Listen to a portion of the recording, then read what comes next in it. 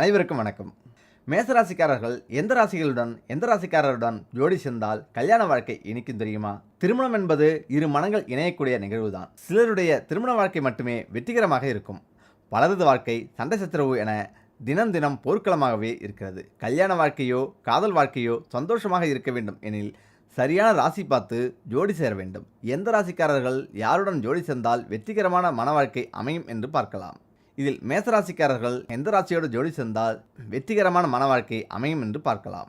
இதில் நெருப்பு ராசிகள், நீர் ராசிகள், காற்று ராசிகள், நில ராசிகள் என 4 வகை தத்துவத்தில் ராசிகள் இருக்கின்றன.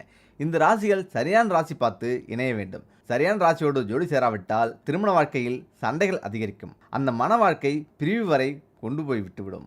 மேசராசி அதிபதி செவ்வாய் பகவான். நெருப்பு ராசிக்காரர்கள் துணிச்சலும் நம்பிக்கையும் மிக்கவர். கடகராசிக்கு அதிபதி சந்திரன் மனோகரன். நெருப்பான மேசராசிக்காரரை கடகராசியினர் திருமணம் செய்து கொண்டால் ஒருவருக்கொருவர் புரிந்து கொண்டு சந்தோஷமாக வாழ்க்கையை நடத்துவார்களாம். மேஷம் மற்றும் கும்பம் எப்படி இருக்கும்?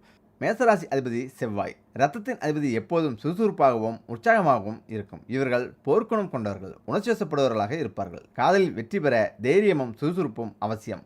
கும்பராசியின் அதிபதி சனி பகவான். பொறுமைசாலிகள். ஒருவரின் உணர்ச்சிகளை புரிந்து கொண்டு எப்படி கையாளுவது என்பதை நன்கு அறிந்து கொண்டவர்கள். இந்த 2 ராசிக்காரர்களும் இணைந்தால் மன வாழ்க்கையில் மகிழ்ச்சிக்கு குறை இருக்காது. மேஷம் விருச்சிகம் ஜோடி எப்படி இருக்கும்? பஞ்சபூத தத்துவத்தை உள்ளடக்கிய ராசிகளில் சில ராசிக்காரர்கள் சில ராசிகளுடன் ஒத்துப்போவார்கள், சில ராசிக்காரர்கள் ஒத்துப்போக மாட்டார்கள். அப்படி சில ஜோடி பொருத்தங்கள் இதுதான். மேஷம் விருச்சிகம். செவ்வாய் அதிபதியாக கொண்ட மேசராசி விருச்சிக ராசிக்காரர்கள் திருமணம் செய்தால் விரிசல் வரும்.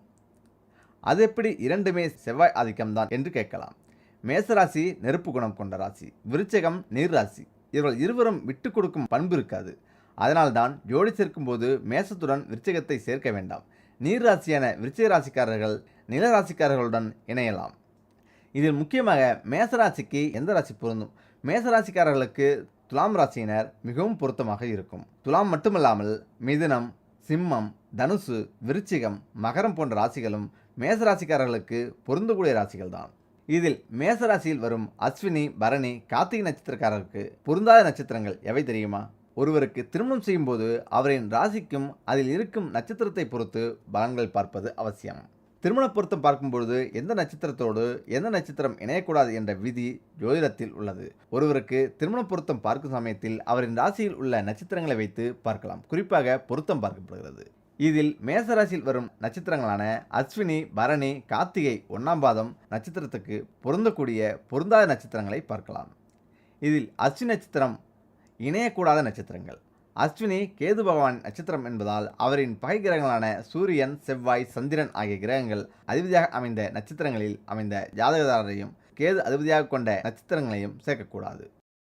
இதில் கார்த்திகை, மகம், மூலம், மிருகசீரிசம், உத்திரம் 2, 3, 4ஆம் பாதங்கள், அஸ்தம், சித்திரை 1, 2 பாதங்கள், கேட்டை, சுவாதி, திருவோணம், உத்திராடம் ஆகிய நட்சத்திரத்தில் பிறந்தவர்களை அஸ்வினி நட்சத்திரத்தில் பிறந்த ஆண் அல்லது பெண்ணை சேர்க்கக்கூடாது. இதில் ஆண் நட்சத்திரம் பொருத்தமான பெண் நட்சத்திரங்கள் பரணி, மிருகசீரிசம், புனர்பூசம், பூரம். பெண் நட்சத்திரம் பொருத்தமான ஆண் நட்சத்திரங்கள் அஸ்வினிக்கு பரணி, திருவாத்திரை, பூசம், பூராடம், திருவோணம், சதயம். இதில் பரணி நட்சத்திரத்துடன் இணையக்கூடாத நட்சத்திரங்கள்.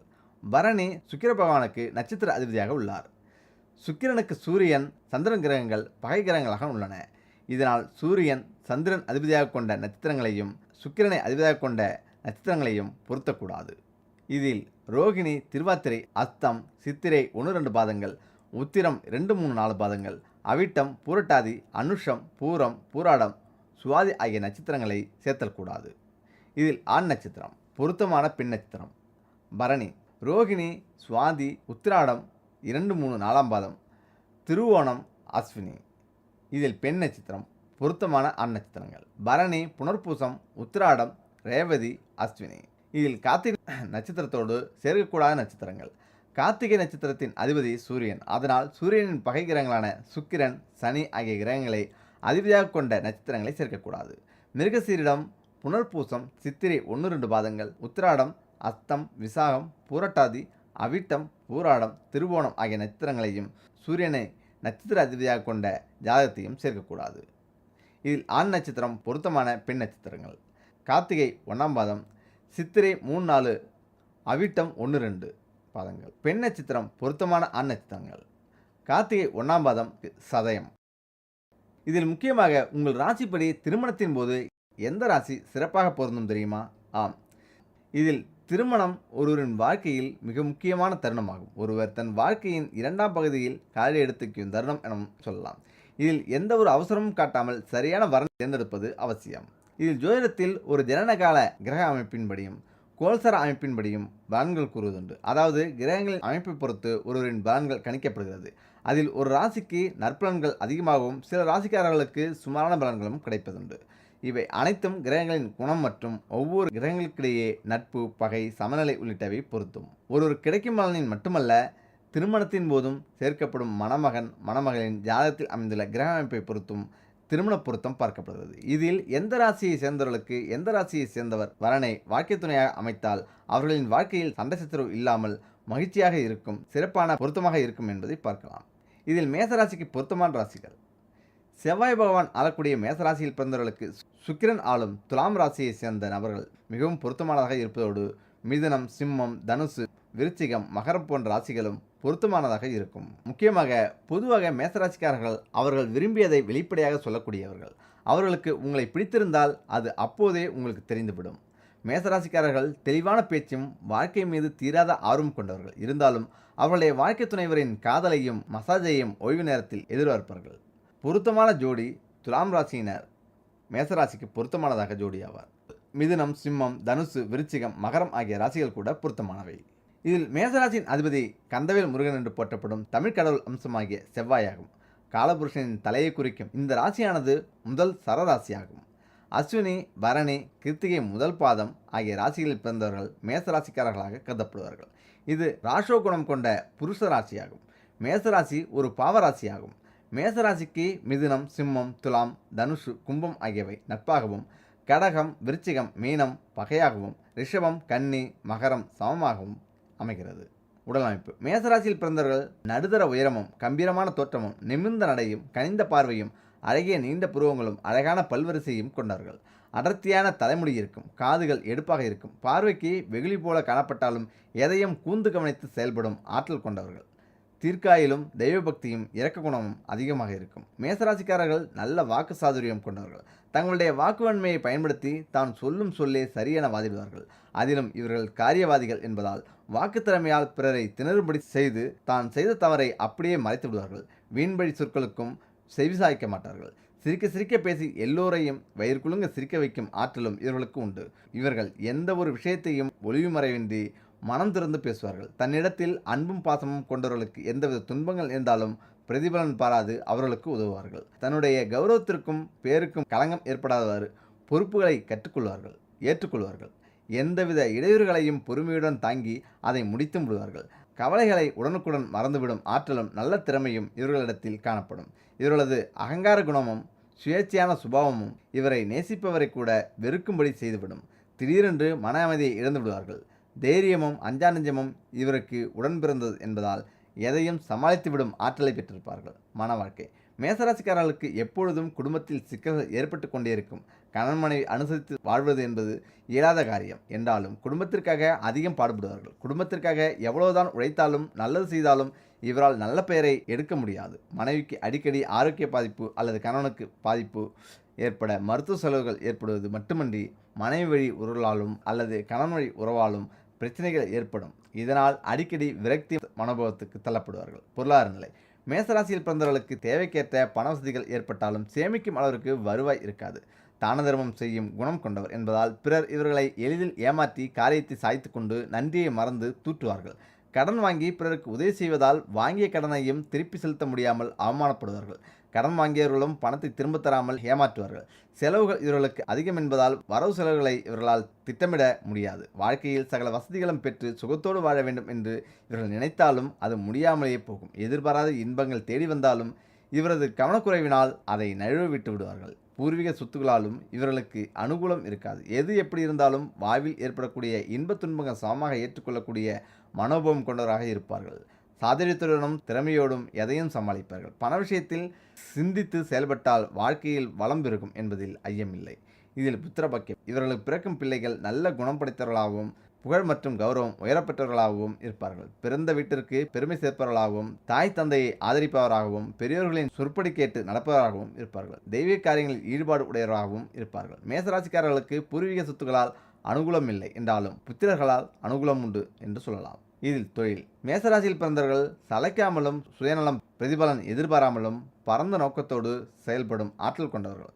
ஊதியத்தை பற்றி அதிகம் கவலைப்படாமல் எடுக்கும் காரியங்களில் கண்ணும் கருத்துமாக துணிச்சலுடன் செயல்பட்டு வெற்றிகளை பெறுவார்கள். உழைப்பையும் கடமையையும் பெரிதாக கருதுவதால் பிறர் உதவியின்றி சுயபலத்துடன் பாடுபட்டு வெற்றி கொடியை நாட்டுவார்கள். ஜீவனஸ்தானாதிபதி பலம் பெற்றிருப்பதால் வீடு மனை வாங்கி விற்கும் தொழில், என்ஜினியர்கள், மொசைக்கல், நிலக்கரி, பெட்ரோல், மண்ணெண்ணெய், பலவித எண்ணெய் தொழில், விவசாயம் செய்தல், வேலையாட்களை வைத்து வேலை வாங்கும் யோகம் போன்றவை உண்டாகும். மேசராசியில் பிறந்தவர்கள் உண்ண வேண்டிய உணவுகள். மேசராசியில் பிறந்தவர்கள் கீரை வகை, வெங்காயம், உருளைக்கிழங்கு, பரங்கிக்காய், வெள்ளரிக்காய், கோஸ், பீன்ஸ், அவரைக்காய், எலுமிச்சம், வால்நட், ஆப்பிள் போன்றவற்றை உணவில் சேர்த்துக்கொண்டால் உடல் ஆரோக்கியமாக சிறப்பாக இருக்கும். இதில் முக்கியமாக மேசராசியின் பண்புகள். நடத்தை மற்றும் ஆளுமை செவ்வாய் கிரகத்தால் நிர்வகிக்கப்படுகிறது. இவர்கள் வலிமையானவர்களாகவும் எதிலும் ஆர்வம் கொண்டவர்களாகவும் இருக்கிறார்கள். இவர்கள் வாழ்க்கையில் அனைத்திலும் வெற்றி காண்பதற்கு இதுவே காரணமாக இருக்கிறது. அவர்களுடைய வாழ்க்கையும் பிரகாசமாக இருக்கிறது. மேசராசியின் சின்னம். மேசராசி அடையாளத்திற்கான சின்னம் ராம். இது நீண்ட கூர்மையான கொம்புகளை கொண்ட ஆடு வடிவை கொண்டிருக்கும். இது அச்சமற்ற மற்றும் தைரியமான அணுகுமுறையை வெளிப்படுத்துவதாக இருக்கும். இந்த சின்னத்தைப் போலவே இவர்கள் எந்தவித இடையூறும் இல்லாமல் தங்கள் வாழ்க்கையை தங்கள் விரும்பியபடி வாழ விரும்புவார்கள். அவர்களின் கொள்கைகள் மற்றும் சித்தாந்தங்களில் சமரசம் செய்யாதவர்களாக இருப்பார்கள். மேசராசிக்காரர்களின் உடல் அமைப்பு. மேசராசிக்காரர்கள் தங்களையும் தங்கள் சுற்றுப்புறங்களையும் சுத்தமாக வைத்திருக்க விரும்புவார்கள். எந்த ஒரு பணியை செய்தாலும் அதில் நேர்மை மற்றும் சுத்தம் இருக்க வேண்டும் என நினைப்பார்கள். எப்போதும் எந்த செயலிலும் அவர்களின் கண்களும் காதுகளும் திறந்தே இருக்கும். மேசராசிக்காரர்கள் முக அமைப்பை கவனித்தால் அவர்களின் புருவங்கள் மேல் நோக்கி வளைவதை காணலாம். அவர்களுக்கு எந்த பணி ஒதுக்கப்பட்டாலும் அவர்கள் தரும் முதல் முன்னுரிமை பாதுகாப்பு தான். இதில் மேசராசிக்காரர்களின் ஆளுமை.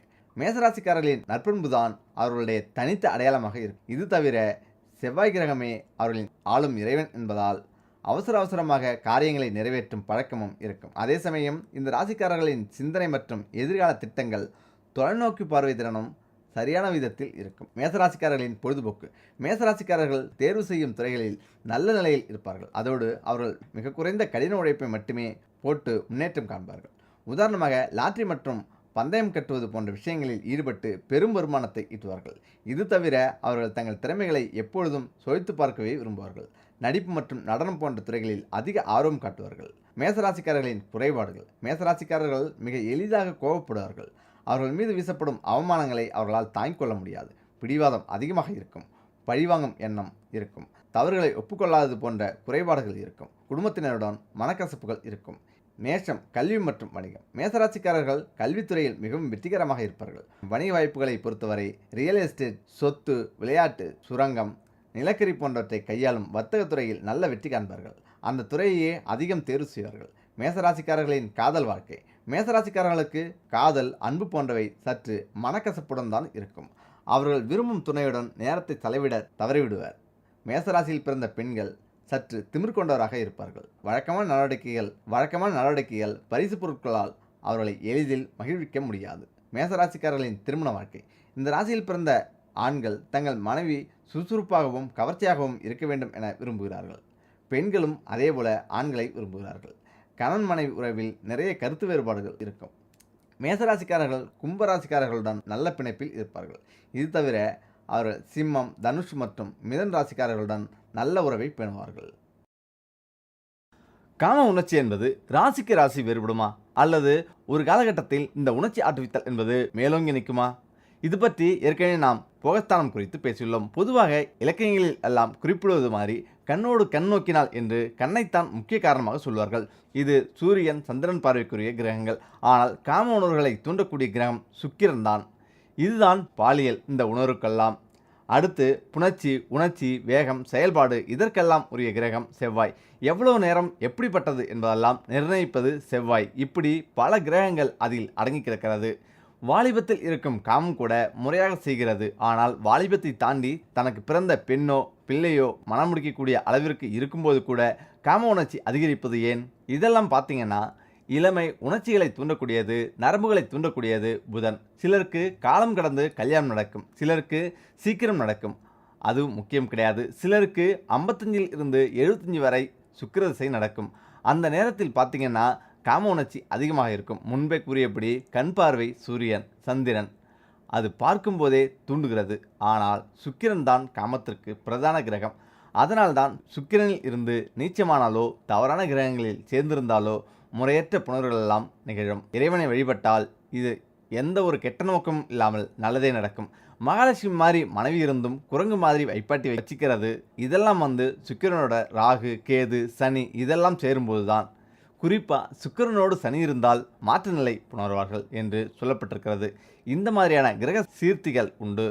2 கிரகங்கள் சேரும்போது மட்டுமே இந்த மாதிரி இருக்க மாட்டார்கள். ஏதேனும் ஒரு கிரகத்தின் திசை வரும்போது இந்த மாதிரியான புணர்ச்சி மாறுபாடுகள், தவறுகள் உண்டாகிறது. இதில் முக்கியமாக ரொம்ப நல்ல மனுஷங்க என் புருஷன் நிமிர்ந்து கூட பார்க்க மாட்டார், இப்போ இந்த மாதிரி ஆயிட்டாரு என்பதெல்லாம் அந்த கிரகத்தோட திசை அதுவரை வரவில்லை என்று அர்த்தம். அது வந்தவுடனேயே அப்படியே மாறுவார்கள். காலம் கடந்த ஞானம்னு சொல்லுவார்கள். ஆனால் காலம் கடந்த காமம் என்பதை ஏற்றுக்கொள்ள முடியாது இல்லையா? ஆம், உண்மைதான். முக்கியமாக எனக்கு தெரிந்த ஒருவர் திருமணம் ஆனவர். தொழிலில் கடுமையான போட்டி காரணமாக கடுமையாக உழைக்க வேண்டிய நிலை. இரவு 11:30 மணிக்கு வந்து படுப்பது, காலையில் எழுந்து சென்று விடுவது என்று இருந்தது. அப்பொழுது காமமே இல்லாமல் இருந்து விட்டார். ஆனால் இப்போ ஒரு கடைக்கு 4 கடைகள் கட்டி முடித்து விட்டார். அவருடைய 2 பிள்ளைகளுக்கும் திருமணம் செய்து வைத்தார். ஆனால் அவரும் திருமணம் செய்து கொண்டார். ஏனென்றால் இப்போ அவருக்கு சுக்கிர திசை. இப்போ அவருக்கு வயசு 69. ஆனால் அவரை பார்த்தால் அப்படி சொல்ல மாட்டீங்க. முதலில் ஒல்லியாக இருந்தார். இப்போ சுக்கிர திசை என்பதால் உடம்பெல்லாம் பூசணி மாதிரி மலர்ந்த முகமாக இருக்கார். அந்த மாதிரி இருக்கிறார். உண்மையிலேயே அப்போ இளமை திரும்புகிறது என்பதெல்லாம் உண்மைதானா? இதெல்லாம் நாம் அனுபவபூர்வமாக பார்த்தது. இப்போ அந்த திருமணமானவருக்கு ஒரு ஆண் குழந்தை பிறந்திருக்கிறது. இளமை காலத்தில் பிறந்த அந்த 2 குழந்தைகளை விட இந்த குழந்தை தகதகன்னு இருக்குது. இதற்கு முக்கிய காரணம் சுக்கிர திசை தான். போன வாரத்தில் ஒருவர் வந்தார். முன்பெல்லாம் புணர்ச்சியின் போது என்னோட மனைவியால் ஈடு கொடுக்கவே முடியாது. ஆனால் இப்போது என் நிலைமை வேறு. என் மனைவிக்கு என்னால் ஈடு கொடுக்க முடியவில்லை என்று சொன்னார். 3 வருடமாக இந்த பிரச்சனை இருக்கிறது என்றும் சொன்னார். அவருக்கு பார்த்தீங்கன்னா சனியும் புதனும் ஒன்றாக சேர்ந்து போகஸ்தானத்தில் உட்கார்ந்த நிலையில் சனி திசை வந்துவிட்டது. சனியும் புதனும் 3ஆம் இடத்தில் சேர்ந்திருந்தால் நக்குவது போன்றே இருக்கும். உயிர்குறி எழும்போது அதனோட வேகங்கள் இதெல்லாம் இருக்கும். உணர்ச்சி வசப்பட்டு சீக்கிரமே அவருக்கு திருப்தி அடைஞ்சுவிடும்.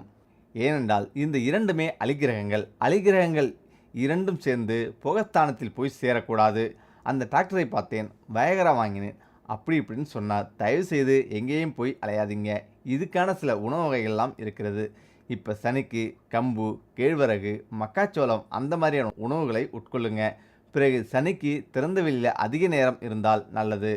நேரம் கிடைக்கும் போதெல்லாம் மொட்டை மாடியில் வாக்கிங் போங்க, திறந்த வெளியில் காற்று வாங்குங்க, அவித்த உணவுகளை விட இயற்கை உணவுகளை எடுத்துக்குங்க அப்படின்னு சொல்லி அனுப்பணும். சனி இயல்பான கிரகம், இயற்கையான கிரகம். அதனால் இயற்கை உணவுகள் எடுத்துக்கொள்ளுங்கள் என்று கூறினேன். அப்புறம் வந்தார், நல்ல மாற்றம் இருக்குங்க என்று சொன்னார். இதே போல் பெண்களுக்கு ஏற்படும் இல்லையா? ஆமாம், அவருக்கு சில பரிகாரங்களை சொல்லுவோம். சில வேர்களுடைய சாறு, சில மூலிகைகளுடைய சாறுகள் கட்ட முடியும். அதாவது கட்டுவது என்று சொல்லுவார்கள்.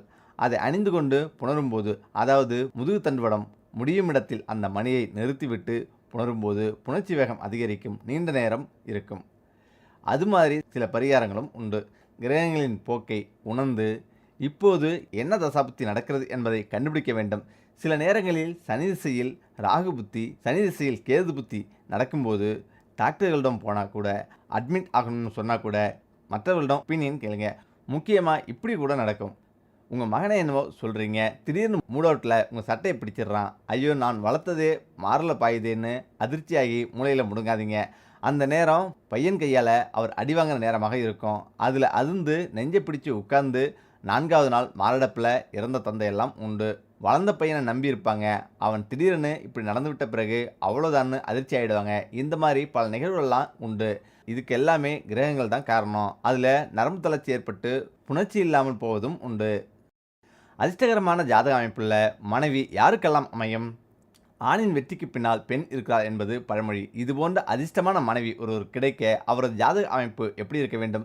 அதிர்ஷ்டகரமான ஜாதக அமைப்பு உள்ள பெண் ஒருவருக்கு மனைவியாக அமைய சம்பந்தப்பட்ட ஆணின் ஜாதகத்திலும் சில அமைப்புகள் இடம்பெற்றிருக்க வேண்டியது அவசியம். கலஸ்திரகாரகன் சுக்கிரன் நல்ல நிலையில் அமர்ந்திருப்பதோடு 7ஆம் வீட்டிற்குரிய கிரகம் சிறப்பாக இருக்க வேண்டும்.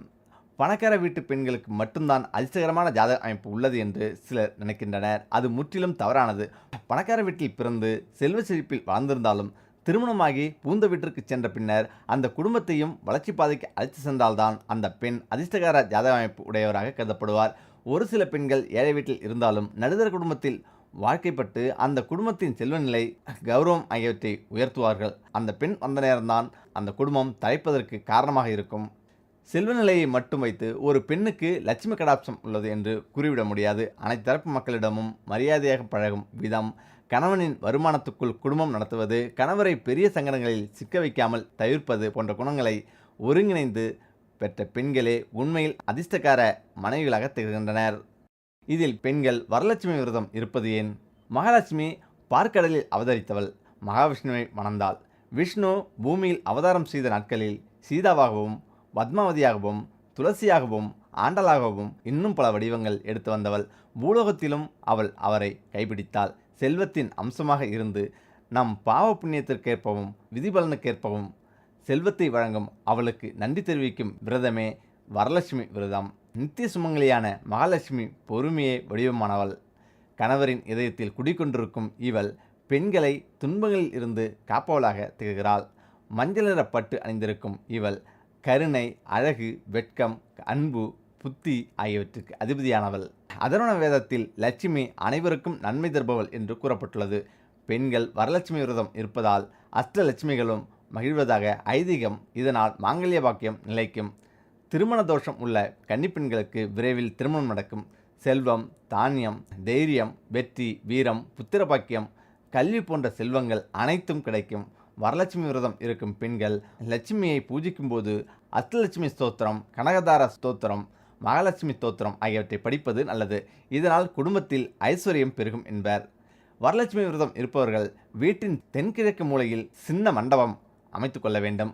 அவ்விடத்தில் ஒரு பலகையை வைத்து அதில் சந்தனத்தில் செய்த லட்சுமியின் வடிவத்தை வைக்க வேண்டும். வெள்ளி சிலைகளும் வைக்கலாம்.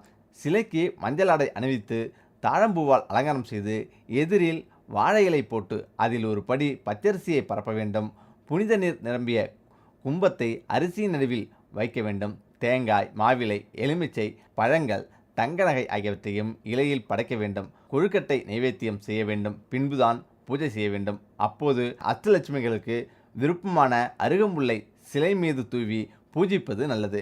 ஏழை சுமங்கலி பெண்களுக்கு மஞ்சள் கயிறை வலது கையில் கட்டி தேங்காய், குங்குமம், புதிய ஆடைகள் கொடுக்க வேண்டும். பூஜைக்கு பிறகு கும்பத்திலுள்ள புனித நீரை செடி அல்லது மரங்களுக்கு ஊற்றிவிட்டு கும்பத்தை ஒரு பெட்டியில் வைத்து பத்திரப்படுத்த வேண்டும். அதை சுத்தமான இடத்தில் வைக்க வேண்டும். வேறு பூஜைகளுக்கு இதை பயன்படுத்தும் போது மட்டுமே எடுக்க வேண்டும். சொந்த உபயோகத்திற்கு பயன்படுத்தக்கூடாது. அது நெளிந்து விட்டாலோ பிற பழுது ஏற்பட்டாலோ யாருக்காவது தானமாக கொடுத்து விட வேண்டும். சந்தனத்தில் செய்த லட்சுமியின் உருவத்தை மறுநாள் நீர்நிலையில் கரைத்து விட வேண்டும். தேவலோகத்தில் சித்திரநேமி என்ற பெண் வசித்து வந்தாள். இவள் தேவர்களுக்கு இடையே ஏற்படும் பிரச்சனைகளை தீர்த்து வைக்கும் நீதிபதியாக இருந்தவள். ஒரு சமயம் அவள் தீர்ப்பு சொல்லும்போது பாரபட்சமாக நடந்து கொண்டாள். நீதி வழங்குபவர்கள் எந்த சூழ்நிலையிலும் நடுநிலை தவறக்கூடாது. ஆனால் சித்திரநேமி தன் பணியில் இருந்து தவறிவிட்டாள். எனவே பார்வதி தேவி அவளுக்கு குஷ்டநோய் ஏற்படும்படி சபித்து விட்டாள். சித்திரநேமி சாப விமோசனம் கேட்டாள். வரலட்சுமி விரதம் இருந்து தன்னை வழிபட்டால் விமோசனம் கிடைக்கும் என்றால் அதன்படி சித்திரநேமி ஒரு குளக்கரையில் அமர்ந்து வரலட்சுமி பூஜை செய்து சாபம் நீங்கி நோய் நீங்க பெற்றவள். ஆனால் பணியிலோ குடும்ப விவகாரத்திலோ நடுநிலை தவறி அதனால் மன உளைச்சலில் இருப்பவர்களுக்கு வரலட்சுமி விரதம் அனுஷ்டிப்பது மனபாரத்தை குறைக்கும் மருந்தாக இருக்கும். வரலட்சுமி விரதத்தன்று புண்ணிய நதிகளில் நீராடுவது ஒரு வருடம் தொடர்ந்து வரலட்சுமி விரதம் இருப்பதற்கு ஒப்பான பலன்களை தரும். கங்கை, நர்மதை, கோதாவரி, காவிரி, தாமிரபரணி ஆகிய புண்ணிய நதிகளில் அன்று நீராடினால் செல்வ செழிப்பு பல மடங்கு உண்டாகும் என்பது நம்பிக்கை.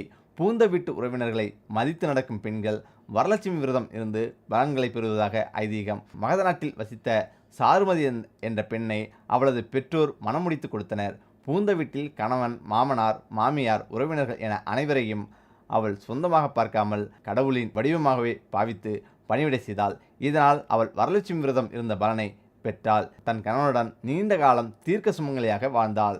இதில் லட்சுமி அம்மன் பூஜையின் விபரம். தாமர சொம்பிலோ அல்லது வெள்ளி சொம்பிலோ சுண்ணாம்பு பூசி தேவியின் முகத்தை செங்காவியினால் எழுதி கலசத்துக்குள் சோபன திரவியம், அதாவது அரிசி, வெற்றிலை, பாக்கு, மஞ்சள், குங்குமம், எலுமிச்சை, ஸ்வர்ணம் போட்டு ஓலை கருகமணி போட்டு கண்ணாடி சீப்பு வைத்து கலசத்தில் மாவிலை தேங்காய் வைத்து ஆபரணம் பூமாலை இவைகளால் அலங்கரிக்க வேண்டும். ரேழியில் மாவு கோலம் போட்டு அங்கே தீபம் ஏற்றி வைத்து பலகை மீது கலசத்தை வைத்து தீபாராதனை செய்து மாங்கல்யம் பாடி ஆரத்தி எடுத்து இரு சுமங்கலிகள் கைப்பிடித்து லட்சுமி ராவே மாயின்க்கு என்று பாடி உள்ளே கொண்டு போய் அலங்கரிக்கப்பட்ட மண்டபத்தின் நடுவில் வைத்து நுனி இலையில் அரிசியை பரப்பி அதன் நடுவில் கலசத்தை வைத்து பூஜையை ஆரம்பிக்க வேண்டும்.